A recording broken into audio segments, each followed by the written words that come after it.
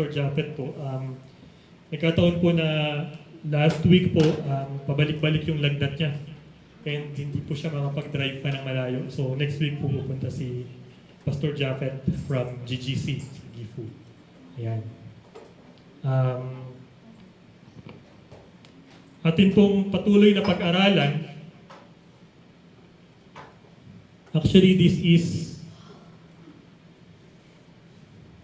hindi ko rin alam kung bakit, pero binigyan po tayo ng Panginoon ng 3-part message. And medyo natutuwa po ako kasi hindi po nakaplano na maging series ang ating pag-uusap, ang ating pag-aaral. But patuloy po na ang Panginoon talaga amazing. Dahil yung mensahe niya po laging una akong tinuturuan at una akong tinatamaan. Kaya po sabi niya sa akin, ipasa mo sa iba. Damay-damay niya. Hindi.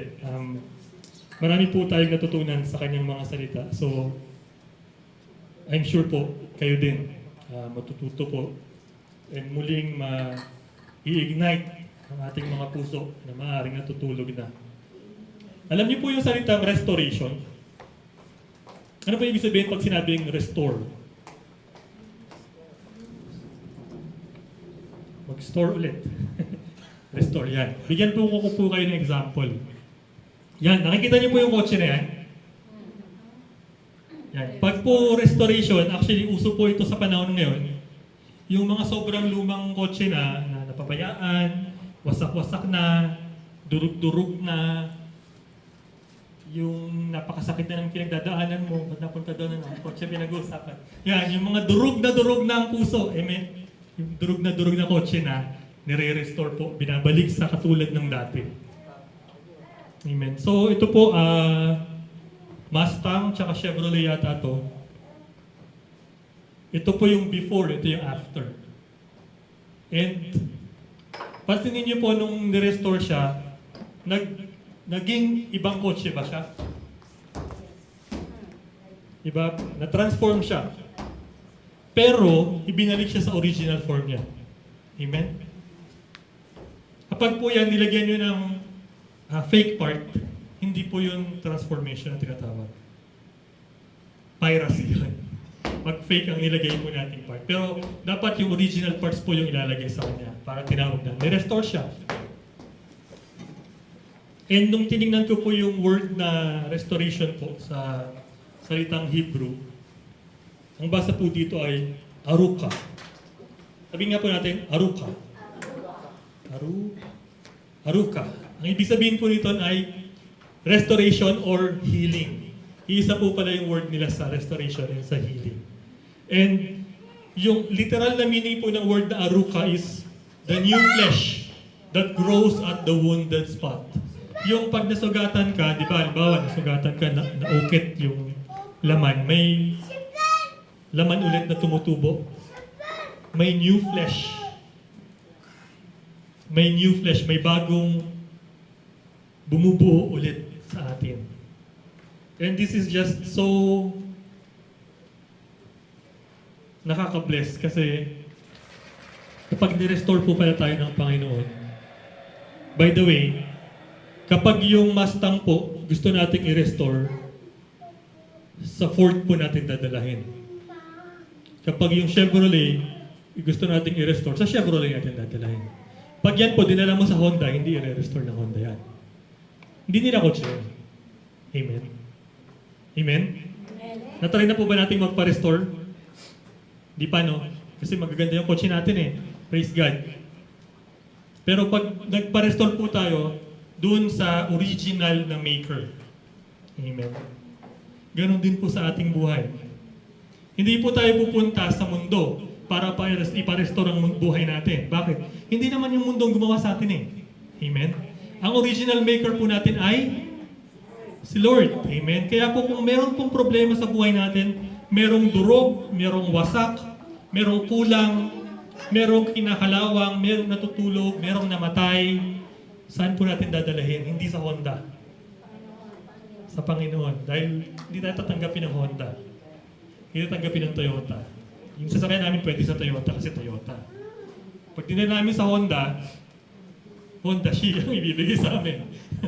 Ayan. So, tayo din po, pag nagpa-restore tayo sa buhay natin, kung gusto po natin ng totoong restoration, hindi pirated. Sa Lord tayo lumapit. Amen? And yung third part po ng message natin, naalala yung part 1, you've been resurrected. Live.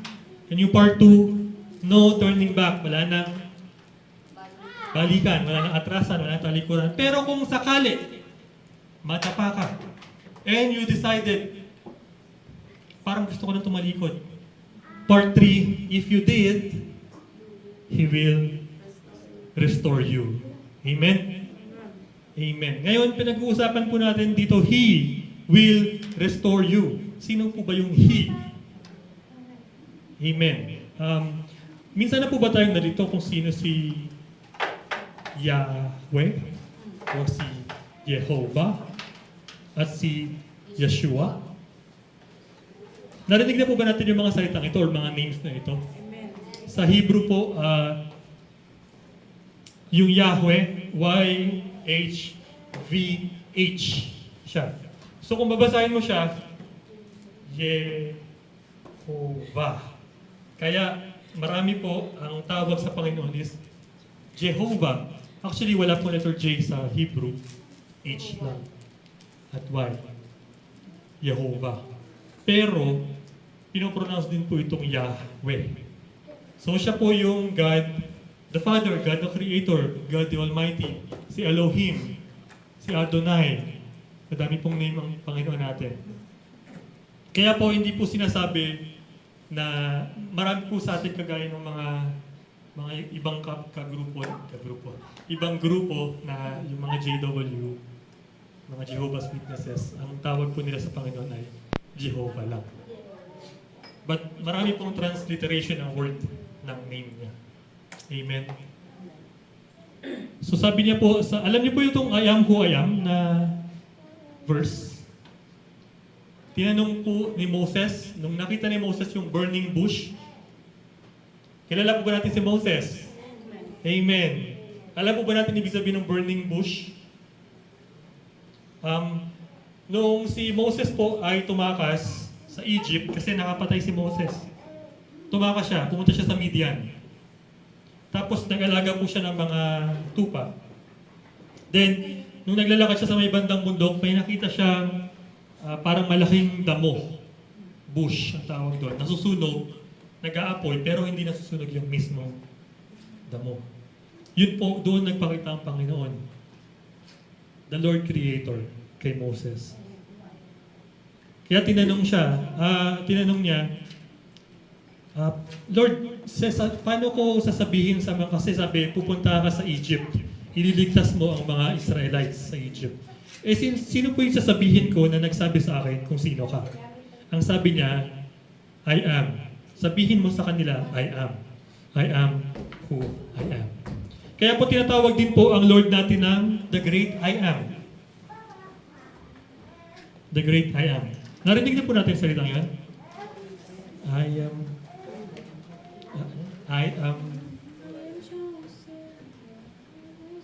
am who you say I am. Diba? I am who I am because the I am tells me who I am. I am who I am because the I am tells me who I am. Di ba may ganong kanta? Doon po nanggaling yun. The Great I Am. Hindi po ito yung sabaw na kinukuha sa kanin at pinapatete sa bata. Ha? Am po yun. I am si Lord. I am. Sama mo si I, tsaka yung am. Yun ang tunog. Amen. So sino po si Jehovah or si Yahweh? Si Lord. Tama. Ayan, kinuwento ko pala. Genesis 17, ayan, si Abraham, sabi niya, I am Almighty God. So, si Lord Jehovah, Yahweh, siya din po ang Almighty. The God Almighty. So, wala na pong mas powerful pa kaysa kanya. Siya ang pinaka-mighty sa lahat. Amen? Amen. Kung mas malakas po tayo kay God, maling God ang kausap natin. Siya po yung pinakamalakas. Amen. Ngayon po, tandaan po natin yung mga names niya. Almighty God. And then sabi din po dito sa Isaiah 42, I the Lord have called you in righteousness and will hold your hand. I will keep you and give you as a covenant to the people, as a light to the Gentiles. Kasi po Jew si Isaiah. To open blind eyes, to bring out prisoners from the prison, those who sit in the darkness.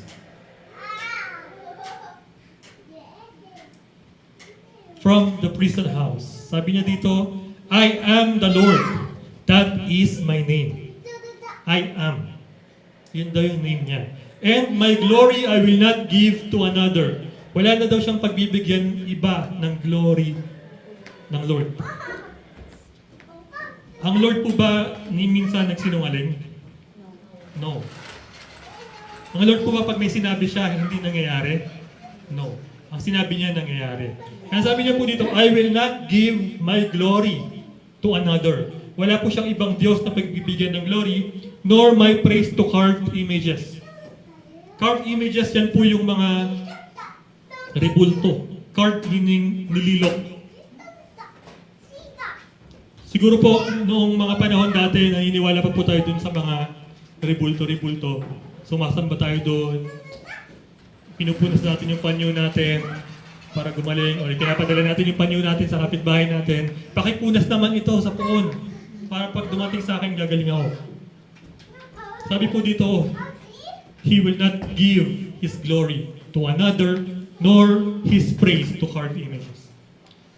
Wala pong glory at walang praise doon sa mga carved images na yon.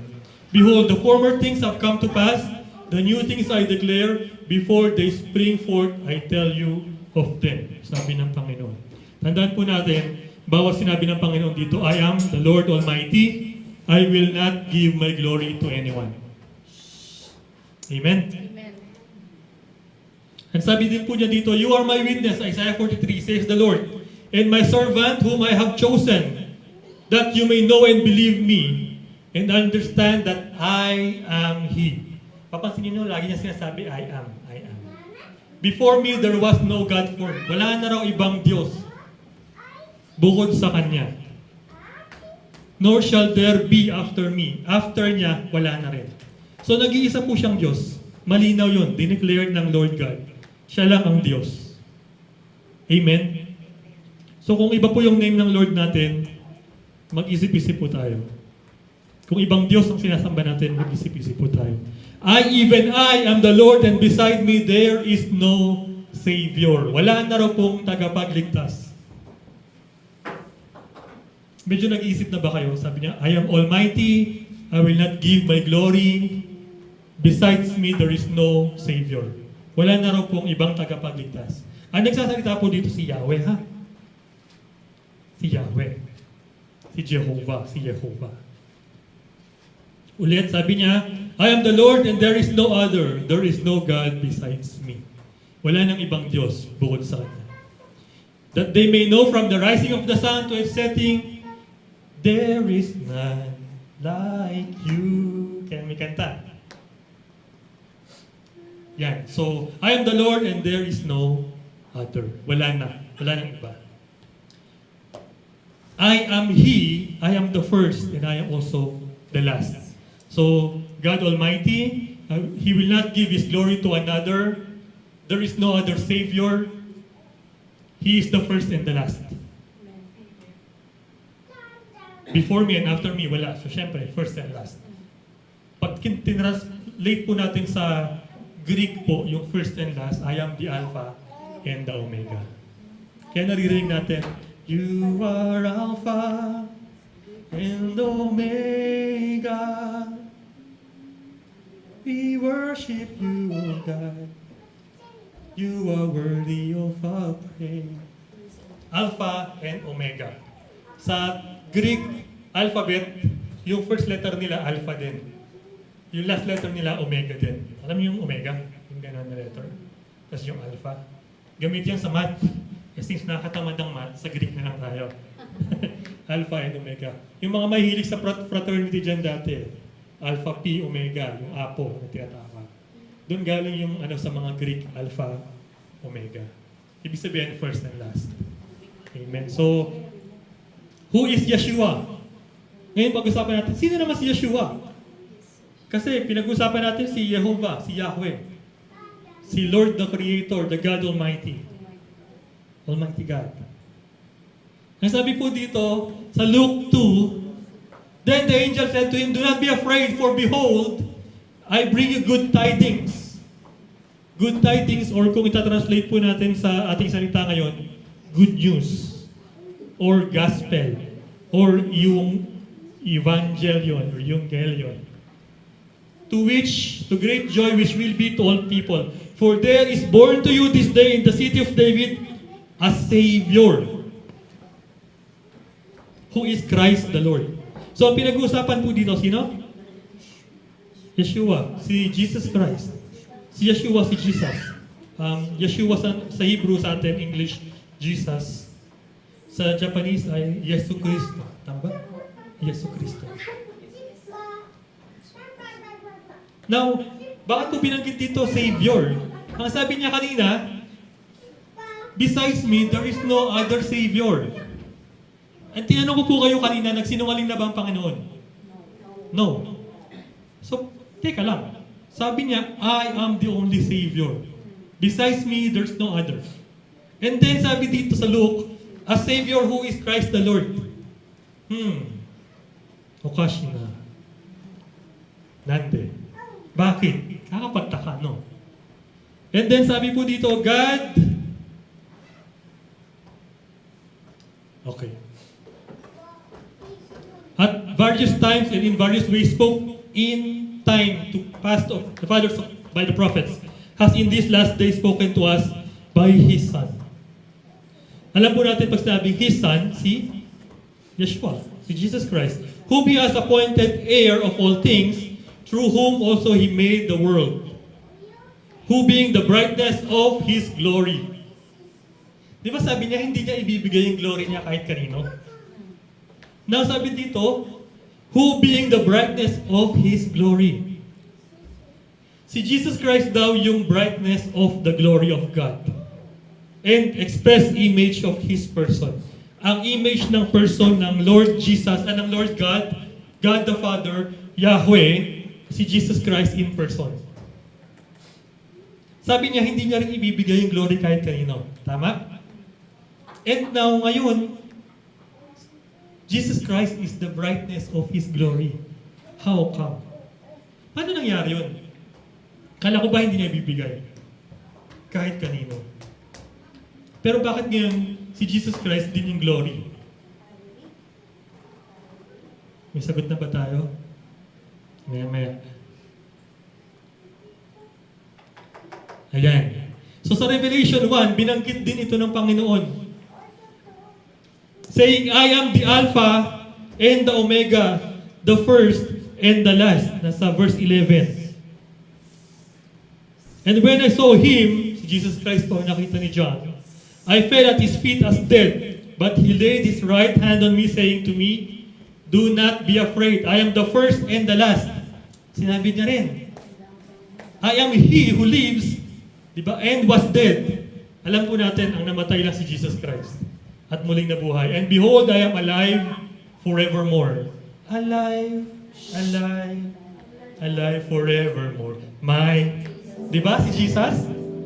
Alive forevermore, alive. Diba? Si Jesus ang pinag-uusapan dun sa alive forevermore. So ang nagsasabi po dito, si Jesus, I am the first and the last.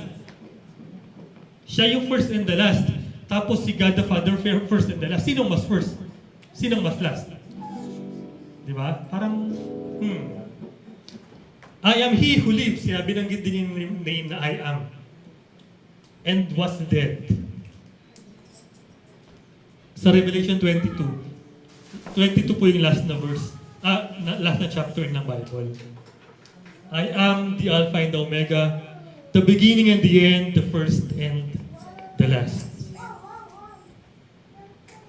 So siguro po, nakakalito naman itong si Kuya Will. Sabi ni Jehovah siya, ba't sabi ni Jesus siya rin? ba't ganun?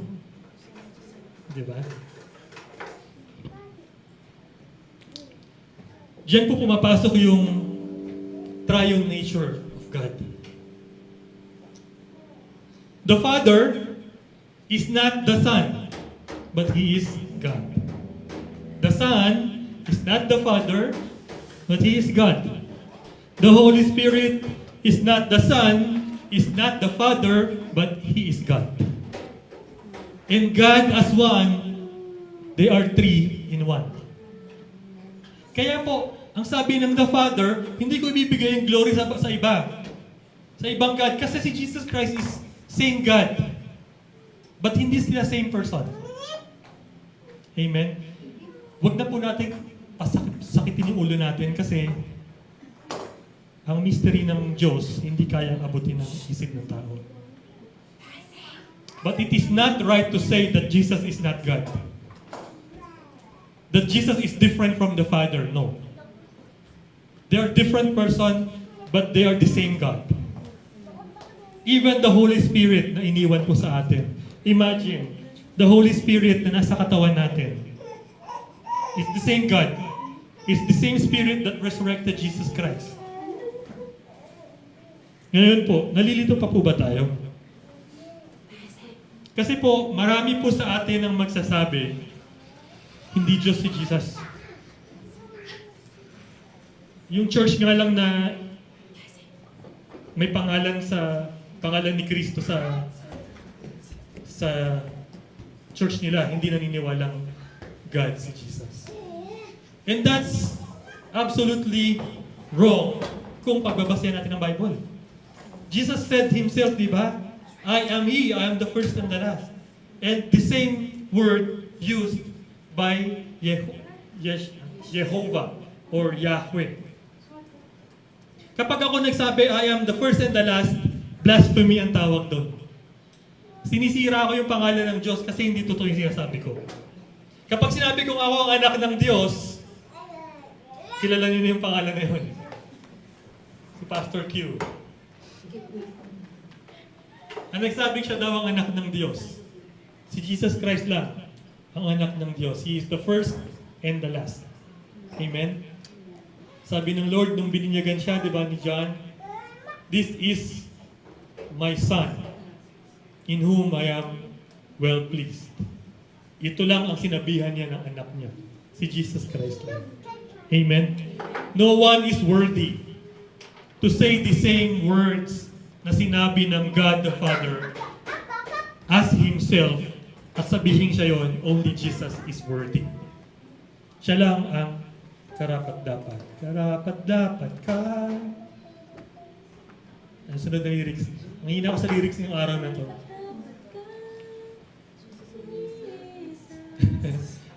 Worthy is your name. Kabisado sa English. Jesus. Diba? Si Jesus lang po. So, gusto ko lang pong maging malinaw sa ating lahat. They are the same God. Kaya nga po nung creation sa Genesis, let us, sabi nila, let us create man in our image. Kung nag-iisa ang Diyos, sasabihin niya, let me create man in my image. Tama? Pero sabi niya, let us create man in our image. Ibig sabihin, hindi siya lang yun. Nandoon si Jesus Christ from the beginning. And sabi nga po sa John 1, di ba? Nandoon na siya from the beginning. From the beginning was the Word. The Word is Jesus Christ. From the beginning was the Word, and the Word was God, and the Word was with God. Oh, di ba? Ang linaw. Umpisa pa lang, nandun na siya ay Diyos, at kasama niya ang Diyos, sapagkat sila ay iisang Diyos. Pero tatlo. Parang alam, pag nagtimpla ka ng kape na 3-in-1, tapos hinalo-halo mo, di ba kape pa rin tawag doon? Pero 3-in-1 yun.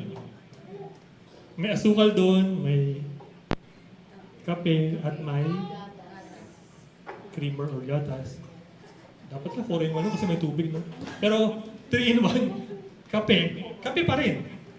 3-in-1, God pa rin. Hindi ko naman sinasabing kape si God, pero nag-gets yun na yung meaning ko. Okay? Ayan, so, kilala nyo ngayon kung sino si I am. Sabi niya, I am who I am. Di ba? Sabi niya, I am the resurrection and the life. I am the way, the truth, and the life. Amen? Di ba? Jesus. Jesus, or God the Father, or the Holy Spirit, is the same God. So, bagong kanta na naman, you are... Balik na tayo sa topic natin. Sa second topic natin, dry bones, listen. Dry bones, listen. Pag sinabing dry bones, ano pong ibig sabihin? Dry na dry, hindi nag-moisturizer. Ganun ba? Pag dry bones, teka lang. Bago po ako maging bone, naagnas na yung lahat ng to, di ba? Yung balat, yung laman, yung taba na pinakamalaking part ng katawan ko. Nawala na yon, di ba? Buto na. Bago madry yung buto na yon, talagang wala na. Ibig sabihin, pakatagal lang patay. Tama? Pag na-dry na yung buto, na-try na po ba natin magbukas ng nicho ng 1 taon pa lang? Buti na lang, hindi ko pa rin na-try. Pero sa palagay ko, mabaho pa rin, di ba? Pag dry na, wala na yun kahit amoy. Sa sobrang tagal. Ngayon ang sabi dito, listen. Dry bones, listen. Yung mga taong hindi nakikinig sa sinashare ko ngayon, pag sinigawan ko sila, sinabi ko sila, hoy, makinig ka naman, may chance pang makarinig. Tama? Yung dry bones, dry na nga eh. Buto na nga na dry pa. Amen? Ngayon, ito po yung pinag-uusapan natin sa Book of Ezekiel. Ezekiel, baka naman. Anak ni Pastor Alex. Ayan. Sabi po dito sa Ezekiel 37, verse 4, Then he said to me, Prophesy to these bones, and say to them, Dry bones, hear the word of God.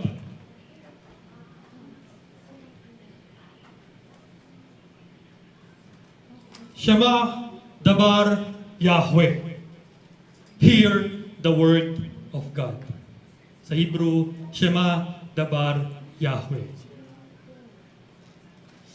This is what the sovereign Lord says to these bones. I will make breath enter you and you will come to life. Bibigyan kitang muli ng hininga at ang buhay ay papasok sa iyo. I will attach tendons. Ibig sabihin sobrang dry, pati yung mga nagdudugsong sa buto, wala na. Yung nagdudugsong sa buto, yung tendons, cartilage. Nag-gets nyo ba? Di ba pag yung nasa siko natin, ito yung namamaga pag mataas ang uric acid. Yan, relate match. To you and make flesh upon you and cover you with skin. I will put breath in you and you will come to life. Then you will know that I am the Lord. So we know, ang nagsasalita is the Lord. I am the Lord. Kilala natin siya, di ba? I am, kanina. I prophesied as I was commanded. Si Ezekiel po nagsasabi. And as I was prophesying, there was a noise. A rattling sound, and the bones came together, bone to bone. Muling nabuo ang mga buto. We can watch this sa YouTube, Valley of Dry Bones, Ezekiel. We can read it sa Ezekiel. But, kagaya pong binanggit ko kayo na, Shema Dabar Yahweh. Balikan po natin. Sabi po dito, hear the word of the Lord. Pag tinranslate po natin sa Hebrew yan, Shema. Shema means to act on a request. Pag sinabing Shema, hindi ka lang makikinig. Kikilos ka. Susunod ka. Ito po yung feeling natin pag nagpe-pray tayo sa Lord. Gusto natin pakinggan tayo ng Lord. Kasi gusto natin may gagawin siya, di ba?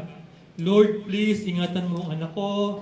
Lord, please, i-provide mo ang pangangailangan ko. And we expect Him to act.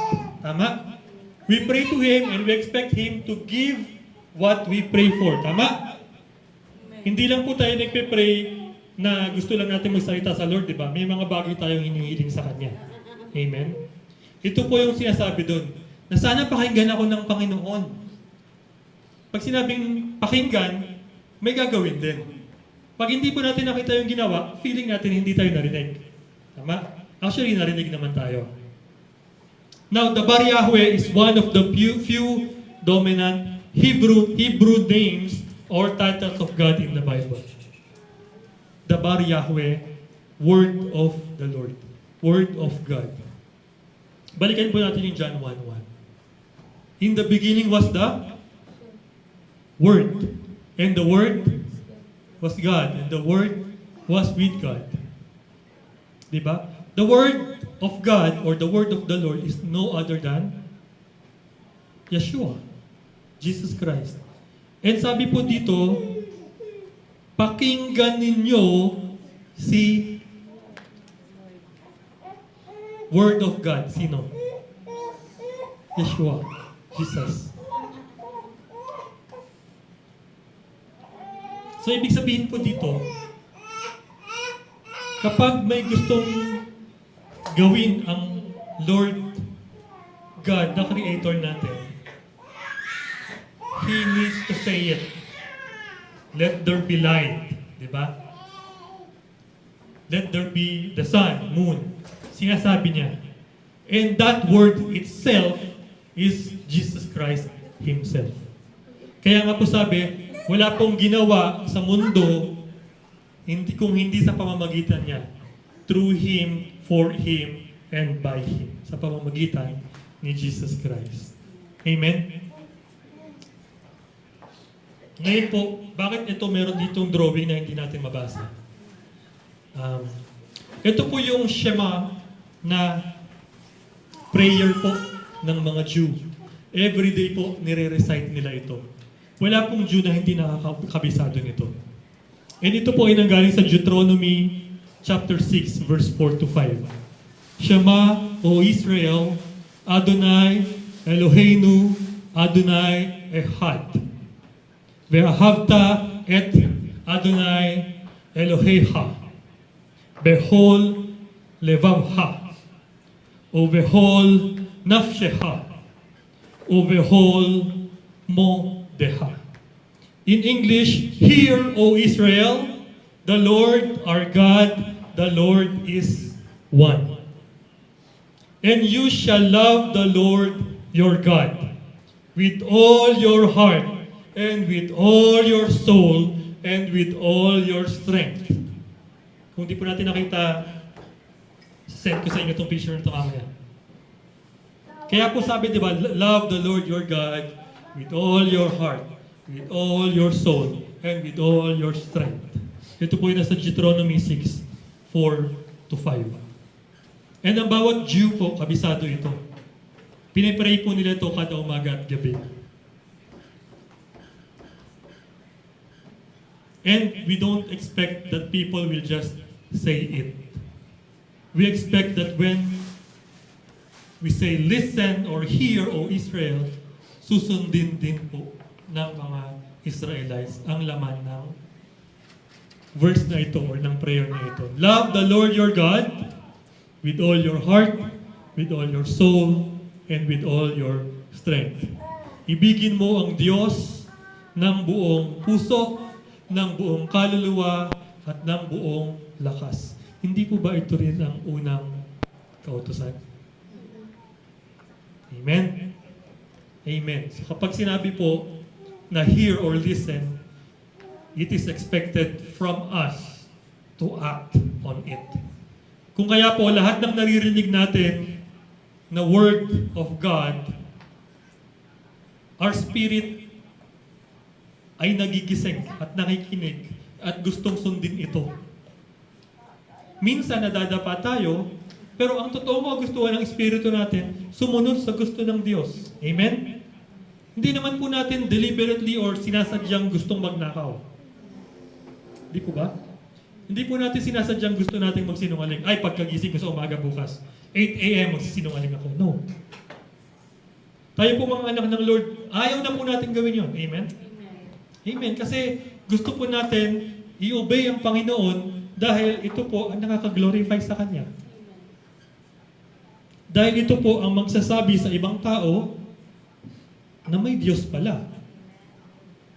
The only, kung maalala niyo po, pag pumunta tayo sa korte, di ba may Bible? Tapos ipapatong mo yung kamay mo. Di ba? Ang sabi niya, I swear to tell the truth and nothing but the truth. So help me God. Di ba ganon? Even yung mga nanunumpang presidente, di ba? Ewan ko lang ngayon kung meron pa, pero dati ganon. Nakagay sa Bible, nakataas yung kamay. Di ba? Kasi po, ito ang basihan ng tama at mali. Ang Word of God ang basihan ng tama at mali. Kung kaya po kung hindi tayo naniniwala sa Lord, pero sumusunod tayo sa tama at mali, in essence, we are actually following Him.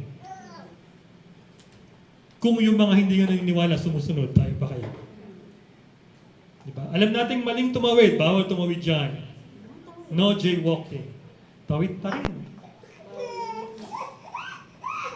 Pero pag nilagay, huwag kang tatawid na kamamatay, wala nang tumatawid.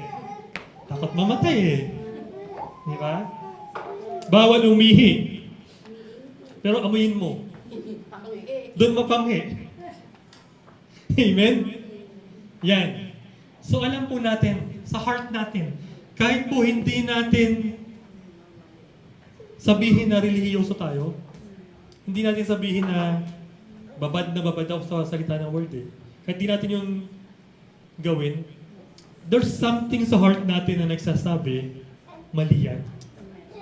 Or tama yan. Hindi po ba? Yun po yung role ng Holy Spirit sa katawan natin. Yun yung nagsasabi sa atin na, kapatid, tama na. Sobra na. Diba? Amen? Amen. Yan. So, pakinggan lang po natin yung Holy Spirit. Ano po? Hear, Shama, pakinggan at obey, sundin. Dahil pag hindi po natin sinunod, tayo rin naman ang napapahamak. Di po ba? Pag sinabing huwag kang tatawid at nakamamatay, hindi pa rin tayo sumunod. Ikaw na bahala. Di ba? Amen? Amen. So ang sabi po dito, dry bones, listen.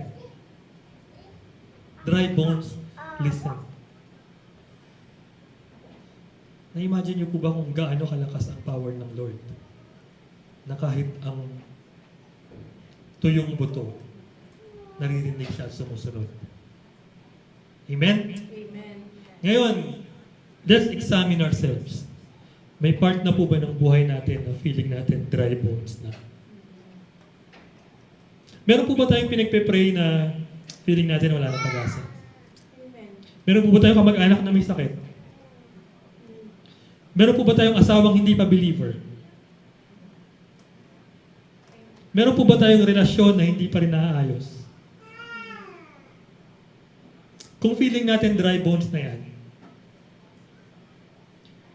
binuhay nga ng Panginoon eh. Yan pa kaya? Amen. Yung wasak ng kotse, nirestore niya eh. Hindi si Lord pero ginamit ni Lord yung tao para i-restore. Yung wasak na puso mo pa kaya? Amen? Kaya po tayong lahat, hindi po ako naniniwala na meron sa ating taong walang problema. Kahit ngayong bata, pinoproblema niya yung kakainin niya eh, pag walang nagbigay. Or pag may nagbigay tapos hindi niya gusto. Kahit yung matanda, na hindi, syempre, maraming problema talaga yung matanda. Isa na ako doon. Di po ba? And kung feeling po natin yung mga pinoproblema po natin yun, mga dry bones na, sabihin mo sa dry bones na yan, listen. Shema. Dabar Yahweh. Listen to the word of the Lord. Word of God. Amen. Amen. Lastly, Hindi ko na po ito kukwento kasi kinuwento na natin. Kung saan ka bumagsak, doon ka niya ibabangon. Amen? Kung nadapa ka ba habang tumatakbo ka, pag bumangon ka ba, nasang lugar ka? Nandun ka rin sa kinadapaan mo. Amen? Kapag sinubukan mong takasan yun, hindi ka makakabangon. Kailangan mo munang bumangon. Amen?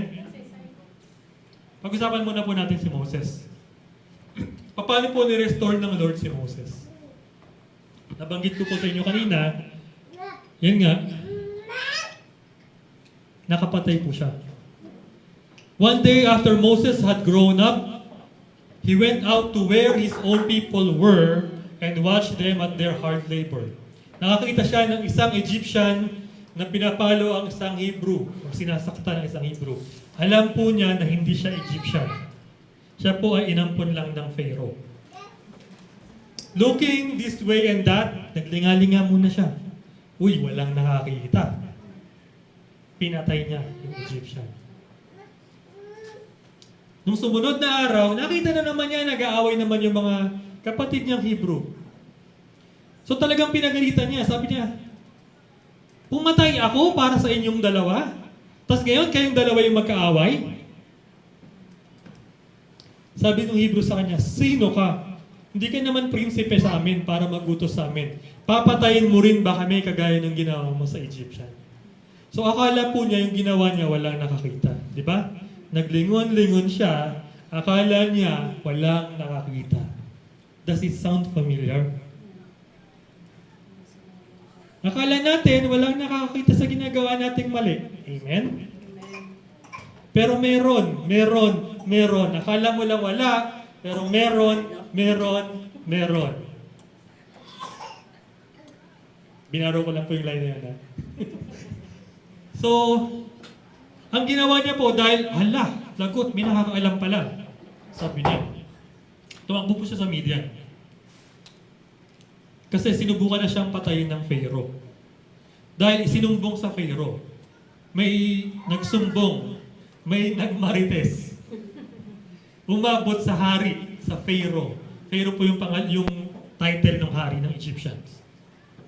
Sabi, patay na si Moses kasi pumatay siya ng Egyptian. So tumakbo po siya sa Midian. Ngayon po, nung pumunta siya sa Midian, dito niyo po nakita si I am. Di ba? Kinuwento ko po kanina.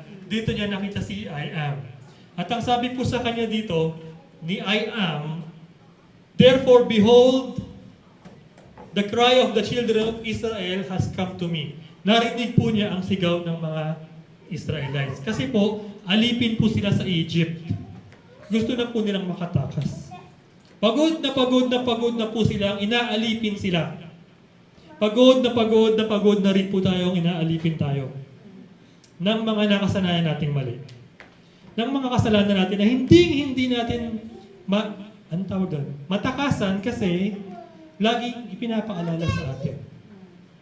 Ng mga pagkakamali na lagi na lang nakabrand sa atin. Si Brother Will, yan. Si Brother Christian, yan. Si Brother Eman, yan. Amen? And minsan po, ang ginagawa natin, tumatakas tayo. Parang si Moses pumunta sa Midian. Parang si Ay at si Will pumunta sa Gifu. Sinusubukan po natin tumakas, lumayo doon sa mga tao kung saan po nadapa tayo. Nasaktan tayo. Ngayon, ang sabi po dito ng Lord, halika, papadala kita sa Pharaoh. Lord naman, tumakas nga ako doon, tapos doon mo kayo papadala. Lord naman, umalis nga ako sa ina, tapos papabalikin mo ko dyan. Lord naman, inalisan ko nga yung trabaho na yan. Tapos pababalikin mo ko dyan. Lord naman, umalis nga ako sa church na yan. Tapos pababalikin mo ko dyan. Minsan po, kapag nire-restore tayo ng Lord, doon niya tayo binabangon kung saan tayo nadapa. Kasi po, hanggat hindi po natin hinarap yung mga nakakasakit sa atin, hindi po natin mauunawaan kung saan sila nanggagaling. And kapag hindi po natin naunawaan kung saan nanggagaling, yung mga taong nananakit sa atin, hindi po natin sila mapapatawad. And this is God restoring us. Hindi po gusto ng Lord na babalik tayo doon para kawawain na naman tayo. No. Ang gusto ng Lord, patawarin natin sila. That is the first step for restoration. Ang pagpapatawad. Meron po ba sa atin na may nanakit sa atin? Asawang nanloko. Girlfriend na nang iwan. Boyfriend na nang iwan, para fair daw. Asong nang iwan. Grabe naman, pati aso iniwan ka. Na-scam tayo online. Nabudol tayo nung buyer natin, hindi dumating. Hindi binili, hindi binayaran. Naloko tayo sa buhay. Pinangakuan tayo, magiging 20 ang bigas. Presidente, comment, sorry. Hanggang ngayon, hindi 20. Kailangan po natin matutong magpatawad. Because ito po ang first step ng restoration. Amen? Amen. And now let's talk. This is about restoring Moses, pero actually teaching him how to face kung ano yung tinakasan niya and forgive kung ano yung dapat niyang i-forgive. Harapin kung ano yung dapat niyang harapin. And alam po natin ang nangyari dyan. After bumalik ni Moses sa Egypt, nailabas niya ang mga Israelites sa Egypt. Diba? Tinaas ni Moses yung staff, nahati yung Red Sea, dumaan ang mga tao, nung humabol ang mga Pharaoh at ang mga army niya, muling bumaba yung tubig, nalunod ang mga kaaway. See? Sino po ang pumatay at tumalo sa kaaway? Si Lord. Diba? Hindi po tayo. Hindi porket bumalik ka dun sa lugar kung saan maraming nang ko-condemn sa'yo, ikaw ang matatalo. No. The Lord is with you, who can be against you. Amen? Amen. So makikita po natin doon, ang nalunod po, yung mga nang o-oppress, yung mga nang ko-condemn. Ingat na lang po tayo kung tayo yung nang ko-condemn. Baka tayo yung malunod. Amen? Amen. Puntahan po natin si Peter. Now si Peter po, kilala po natin si Peter bilang di ba? Siya yung mabilis sumagot kay Jesus. Di ba? Ang sabi niya,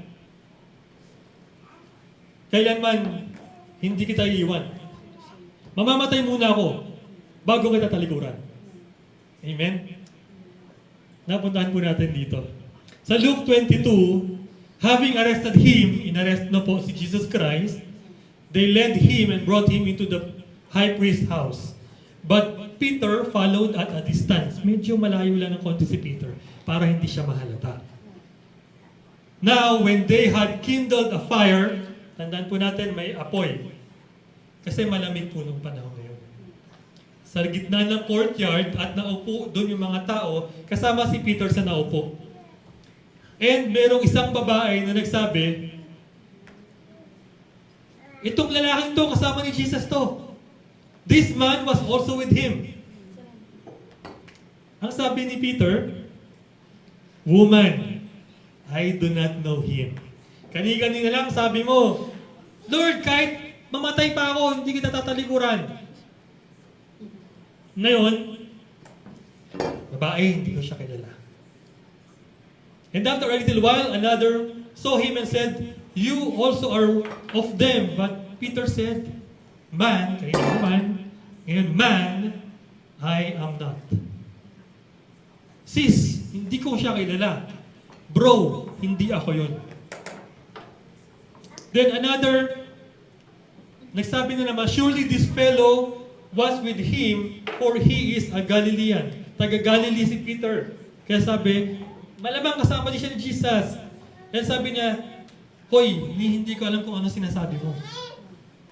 Hindi na lang niya tinakwil. Ang sinabi niya pa, hindi ko alam ang sinasabi mo. After noon, tumila ang manok. Ito po, di ba sabi ng Lord, before the rooster crows, bago tumila ang manok, 3 beses mo kong i-deny, ipagkakanulo, itatanggi. Okay. After that, Peter went out and wept bitterly. Umiiyak po siya. Ngayon, feeling natin, grabe ka naman, Peter. Kasama mo, tapos kung ano-anong miracle ang ginawa, tapos itinanggi mo. Pero sa totoong buhay po, si Peter sobrang nasaktan sa nangyari. And umiyak po siya bitterly. Alam po natin pag umiyak ng may kasamang pait, yung sising-sisi ka sa sarili mo. Yung ang baba-baba ng tingin mo sa sarili mo. Kasi bakit ko nagawa yun? Yun po yung sitwasyon ni Peter.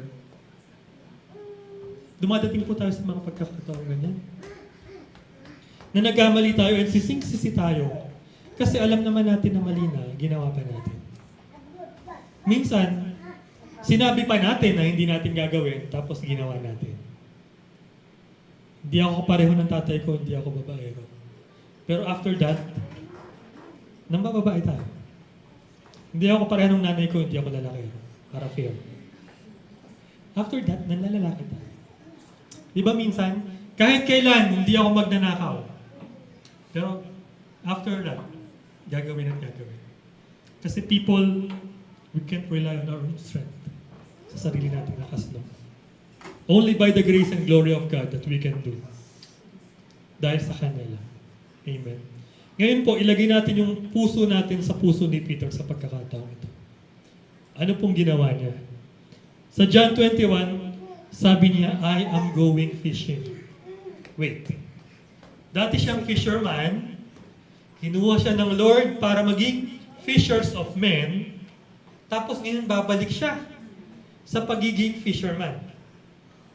Ito po yung sinasabi ko na minsan, pag nagkamali tayo, akala po natin wala ng pag-asa, balik tayo sa dati. Minsan mas malala pa. Naalala po natin yung sinabi na pag may umalis na demon sa katawan natin, 7 yung babalik kapag hindi tayo na-feel ng Holy Spirit. Ibig sabihin, kung bad tayo noon, tapos umalis na yung demon na yon, naging mabuti na tayo, and bumalik tayo doon, worse. Higit pa doon sa dating tayo. Higit na masama pa tayo. Kasi na-encounter na natin yung level na yun dati eh. Gusto natin, pagbalik natin, mas malala na. Na-encounter natin yung kasamaan dati. Dati, beer lang. Ngayon, Jack Daniels na. Dati, nakikiamoy lang tayo sa yosin ng iba. Ngayon, 4 na kaha na. Diba? Dati, 2 lang yung girlfriend natin ang sabay. Ngayon, 2 per day. Grabe, ang ganda nga, haba ng hair. Or ang haba ng hair din ng lalaki na yun. Amen? So si Peter po, siya yung tipo na dahil sa lalim at sakit na naramdaman niya, gusto na niyang bumalik dun sa dating siya. Nakalimutan niya na sa napakaraming mga araw kasama niya ang Panginoon sa mundo. Gumawa sila ng napakagagandang bagay kasama ang Panginoon. Ang daming gumaling, ang daming nakakilala sa Panginoon. Kapatid, kung nakikinig ka, dati nakangaral ka pa. And I really feel isa ka rin sa gustong kausapin ng Lord. Minsan nandun tayo sa point na nagsishare na tayo ng word. Gusto na natin yung ibang tao mabago ang buhay. Tapos dahil nadapa lang tayo at tinapak-tapakan tayo ng kapwa natin, ayaw na natin, tumatalikod na tayo ulit. Balik tayo sa pangingisda, sabi ni Peter. Ito naman mga disipulo, tara, sama ako. Chara. Diba? Sabi niya, we are going with you also. Sumama pa. Napakababait na disipulo. Sabi nga po, wala sa teacher yan eh. Ito mga disciple nga, Jesus Christ na yung teacher. Wala lang hihigit pa kay Jesus Christ na teacher. It is between you and the Lord. Kung paano gusto mong sumunod sa Kanya, it is between you and the Lord. Amen? So nagpunta uli sila sa dagat, ng isda. Nung umaga, as usual, walang huli. Tapos may natanaw na naman silang lalaki. Ang sabi, may huli na ba? Sabi niya, wala. Sabi nila, no. Sige, ibato mo sa kanan side. Ihagis mo sa right side. Kung saan yung net, maraming maaabot. Ilagay mo sa tamang side para mas maraming maabot. Yung net na maraming naabot. Sa buhay po ba natin, ano yung net na maraming naabot? Yung internet na maraming naabot para diretso tayo. Loading. Di ba?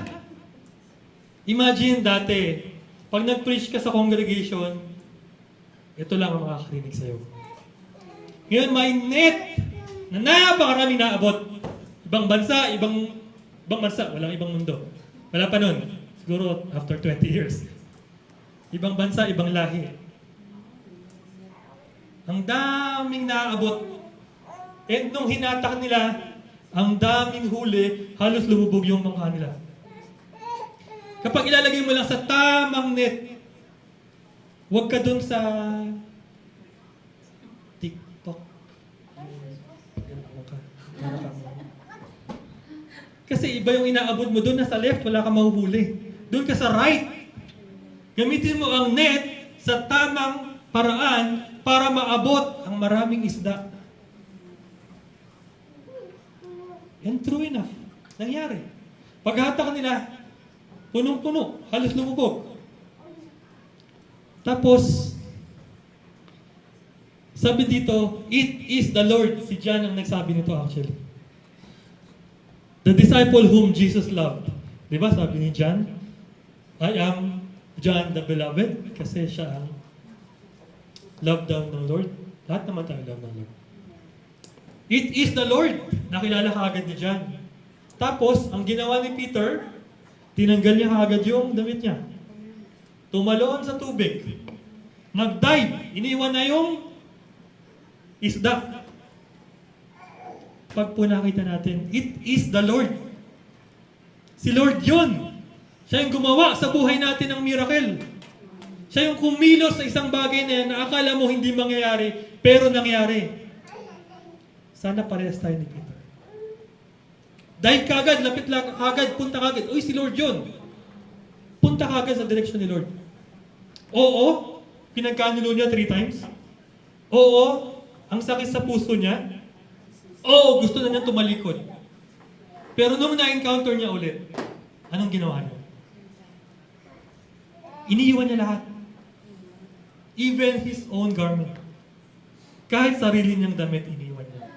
Kahit anong pag-aari natin, pwede nating iwan para sa Lord. Amen? And after that, nilangoy niya. Tapos, pagdating niya doon, sabi ni Jesus, bring some of the fish which you have caught. Lahat po ng mga taong inakay natin, saan natin dadalhin? Kay Jesus. Bring the fish which you have caught. Ang mga tao na nakinig sa atin, saan natin idadalhin? Hindi po natin sasabihin na sumunod ka sa church namin. Hindi po natin sasabihin na sumunod ka sa sinasabi ko. Hindi po natin sasabihin na doon sa church namin walang ganito, walang ganyan. Doon sa church namin may ganito, may ganyan. No. Dalahin po natin lahat ng nahuli ng net kay Jesus. Dahil siya lang po yung may kakayahang mag-transform sa ating lahat. Siya lang po yung may kakayahan na yung mga dry bones sumunod at makinig. Amen? So, ang ginawa niya po dito, yan.